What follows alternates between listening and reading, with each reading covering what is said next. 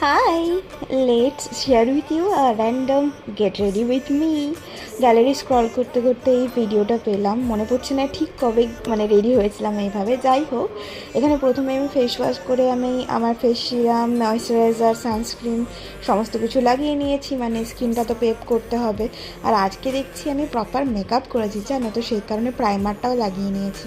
কারণ মেকআপ না করলে ডার্ক সার্কেলটা এত বেড়েছে, ঠিক ভালো লাগে না আর কি।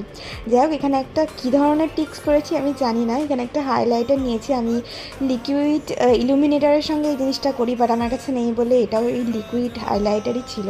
তার সঙ্গে কনসিলারটা মিক্স করে আমি মুখে লাগিয়েছি, কোনো ফাউন্ডেশন লাগাইনি।